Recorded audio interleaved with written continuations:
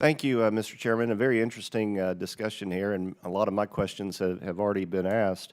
But I want to go back to the military application, which I think is so critically important. What stage are we in? Is there any coordination with our Department of Defense and others in the national security sector, along with you all and the research community, commercialization, as it relates to deployment of new robotics? Bottom line is, if you look at history, whoever has the best technology wins the war. So I think this is a really fundamental point here I wanted to explore a little more. Any comment? Happy to go first. I think we're in early days, sir. The war in Ukraine has really been a wake-up call for the Pentagon on the dual-use nature of robotics, drones, autonomous technologies as a whole.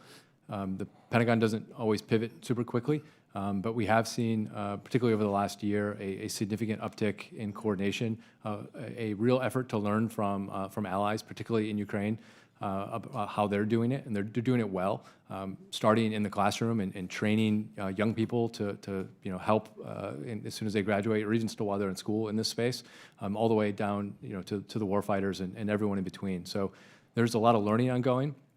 We're seeing a significant increase in the budget for autonomous systems. We haven't seen the details yet of the FY27 budget, but it looks to be about $54 million for the Defense Autonomy Working Group, the DAWG, which is a significant, like multi-hundred time plus up over previous years, which is a good sign. And most importantly, we're seeing alternative pathways to acquisition, which is key. Traditional programs of record do not work for modern warfighting technologies. Being locked into a program of record for a robot or a drone where the technology is iterating, perhaps every week based on battlefield knowledge does not make any sense. So allowing the warfighters to choose from a portfolio of options and using marketplaces and advanced market commitments, those are all really good strategies. And in this year's NDAA, we have a number of asks for Congress to continue to lean in and pushing to authorize the Pentagon to lean even more into some of these alternative pathways and to increase funding for autonomous systems. Yeah. Any other comment?